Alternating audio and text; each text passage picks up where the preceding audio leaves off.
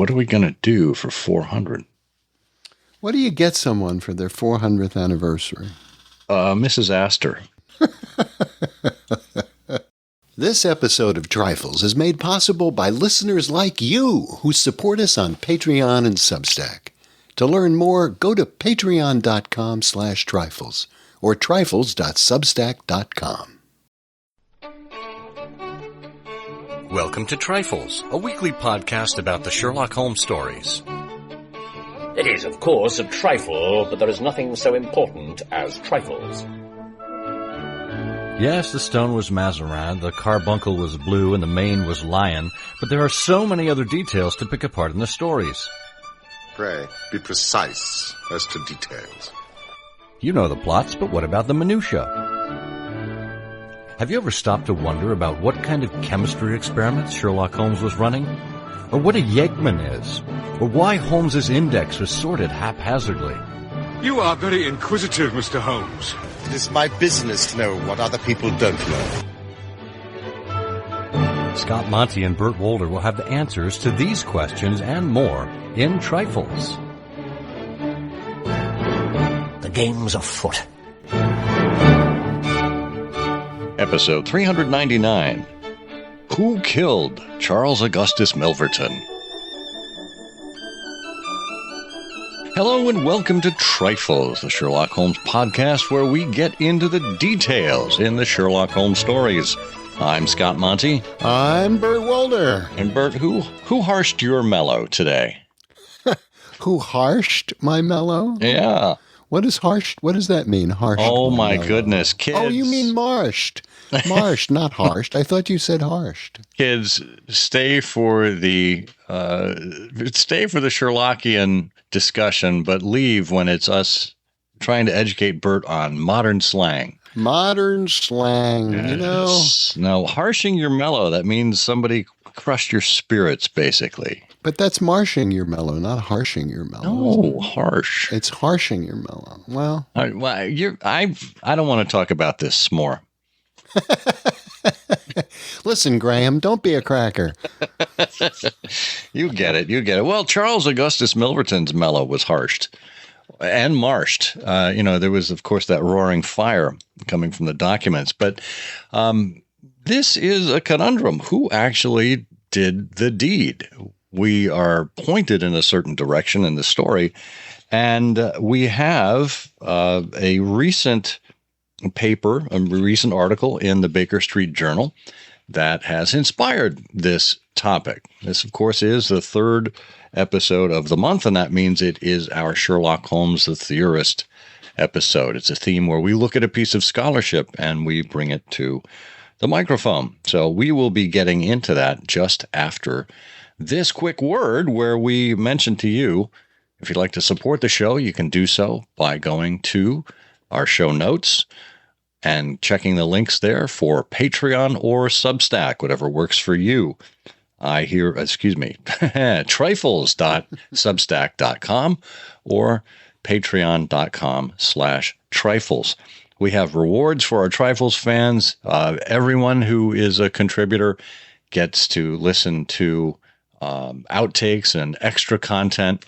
And at the end of every month, everyone who is a supporter, your name goes into a drawing for a back issue of the Baker Street Journal. So you could be reading from the pages of a BSJ, checking into some of the scholarship, just like we're talking about in today's show. So check that out and support us as you can.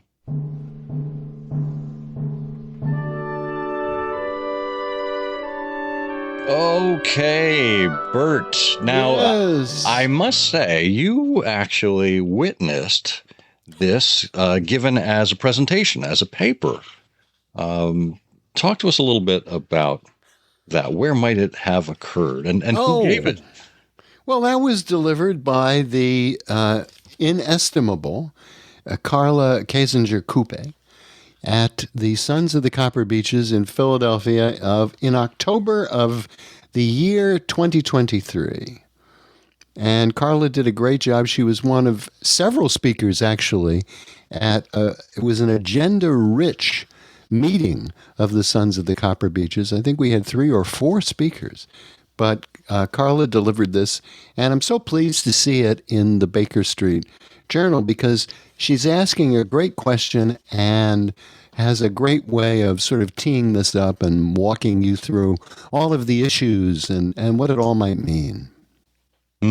So, why don't we begin at the beginning? Of course, you and I know that Charles Augustus Milverton is the villain in the self-named story, eponymous story, that was blackmailing various people around London and was very good at it, I guess, and was so good at it, in fact, that Sherlock Holmes knew exactly who he was and thought very little of him. Well, in terms of him being a criminal, I think Holmes held him in fairly high regard, but in much disdain because of the distastefulness of the type of work that he did as a blackmailer. And so there were no lack of suspects in terms of people who might wish to see Charles Augustus Milverton on the other side of the grass. And in this case, somebody actually made good on that desire. Holmes and Watson were in Milverton's study. They had broken in, ready to rifle the safe or other areas of his study to get the documents that incriminated Lady Eva Brackwell. And lo and behold, Milverton gets a visitor. And Carla wonders, well, who was this then that killed him?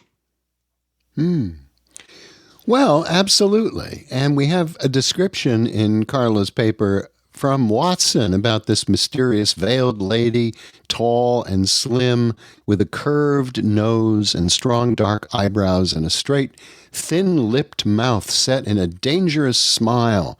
And as you say, she very conveniently appears and even more conveniently disposes of Milverton, so no one else needs to do it.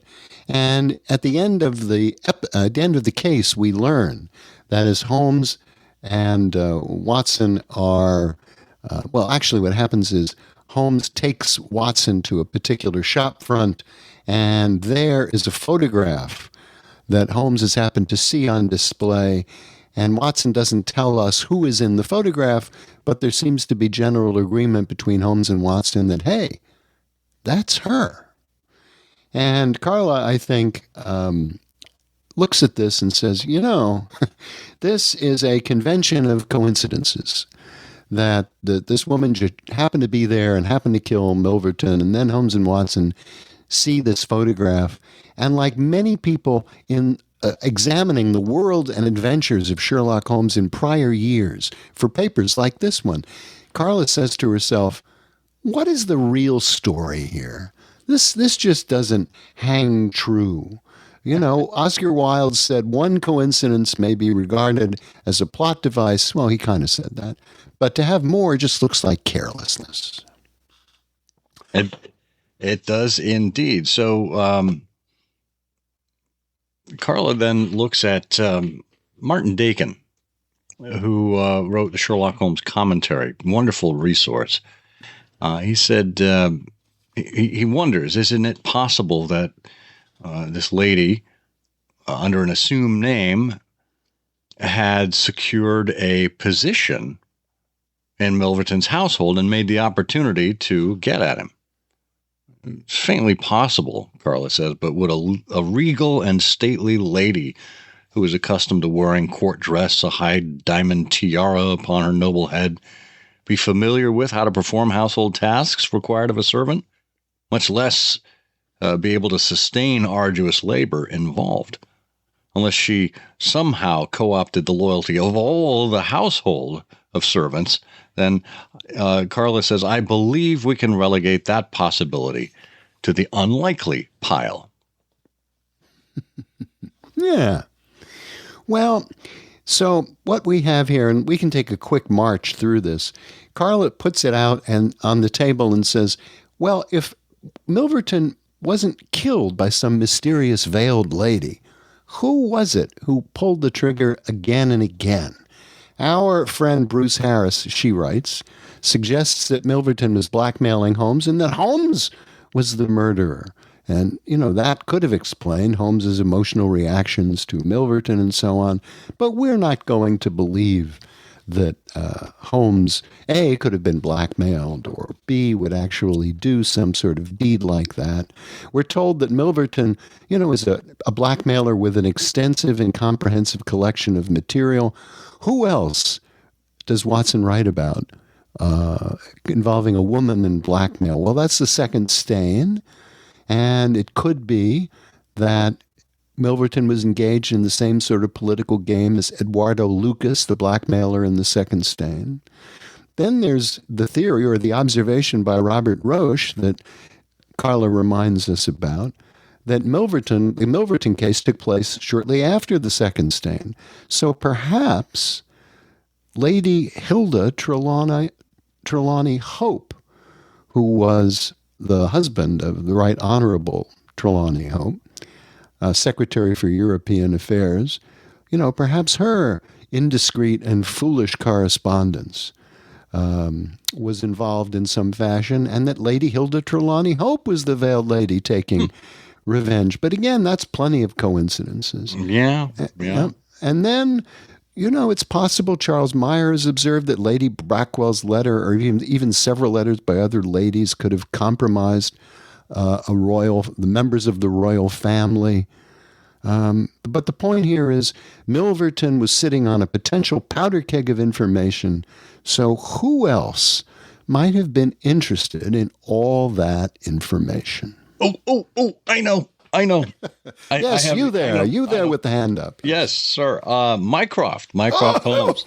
Well done. Of course, being involved in the government, or being the government, Mycroft would have had some concern with this. International politics was his thing.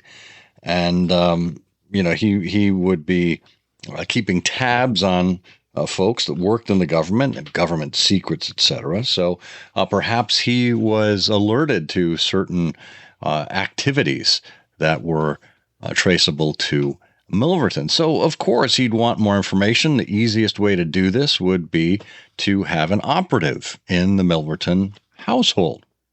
Makes sense. You could, arrange for one of Milverton's current servants to leave, and then offer a replacement. And, it could be someone who could move about the house, who could gain information, who could observe things without being noticed.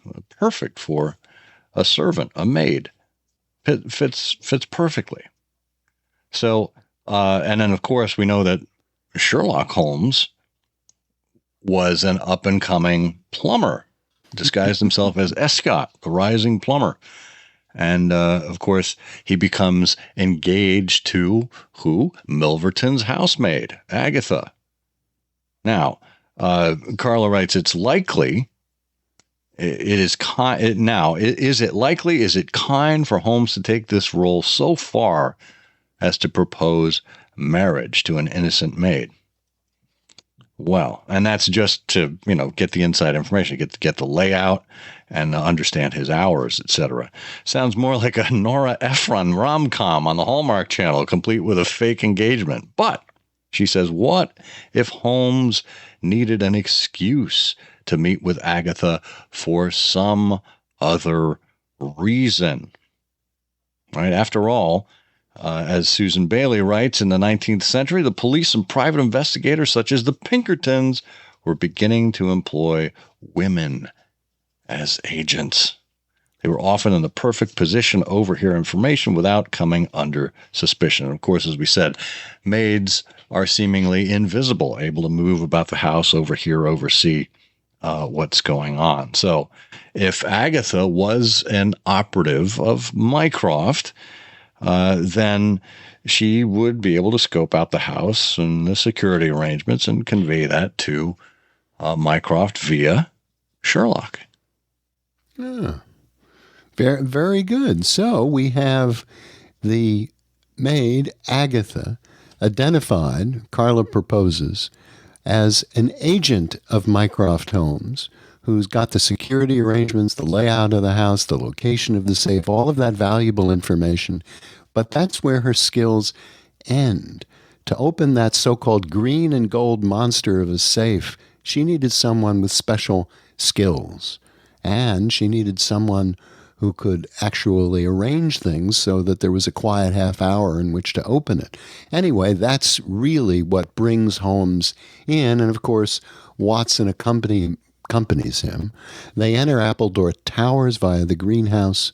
Agatha might well have left the door unlocked, but Holmes knew the police would notice there needed to be evidence of a break-in. That's why he cut a circle in the pane of glass by the door handle, as any burglar would do. They get up to Milverton's study. Holmes has time to open the safe. Holmes and Watson hide when Milverton returns to his study. And we reach the moment when we're told the mysterious veiled lady appears. But instead of a little figure, lithe figure, quivering with strong emotion, Milverton sees a vaguely familiar young woman walk into the room. Before he can react, she draws her revolver and removes a significant threat to the security of Great Britain. Hmm. Bum, bum, bum. Well, she sure did. And then Agatha slips through the door and, makes her escape into the household, which, again, she can blend right into. Holmes extracts everything from the safe, burns the others, and on we go. So within a few days or weeks of Milverton's death, the household gets dissolved and Agatha gets let go and fades into oblivion. So here's the question. If Watson had to disguise the name of so many individuals and change so many facts in the adventure of Charles Augustus Milverton, why did he end up writing the story? Carla wonders. Well, one possibility is that maybe there was an associate of Milverton's who began asking questions in the corridors of power. Mycroft deemed it expedient to mislead any inquiry by asking Watson to pen a plausible tale that would sidestep any awkward facts. So, there was no mysterious lady, veiled lady. There was no short-lived engagement. Just a young woman, ably assisted by Holmes and Watson. And she quietly removed a threat, making the empire safe again. And in the words of another defender of the realm, England could continue smelling ever so faintly of roses and lavender. Huh. Thanks to the imagination of a young, capable woman, Agatha, who probably had from Mycroft Holmes one of the first 00 designations. She was probably 001. She probably had a license to kill. There you go. And he was the original M. He was the original M, of course. And then we need to know a little bit more about Agatha. Carla doesn't tell us, but her given name, her family name might well have been Christie. But that is really just a trifle. It is, of course, a trifle, but there is nothing so important as trifles. Please join us again next week for another installment of Trifles. Show notes are available on SherlockHolmesPodcast.com. Please subscribe to us on Apple Podcasts and be sure to check out our longer show, I Hear of Sherlock Everywhere, where we interview notable Sherlockians and share news of the Sherlockian world. You've taken my breath away, Mr. Holmes. What do you make of this, Watson? Well, it's an amazing coincidence. The odds are enormously against it being a coincidence.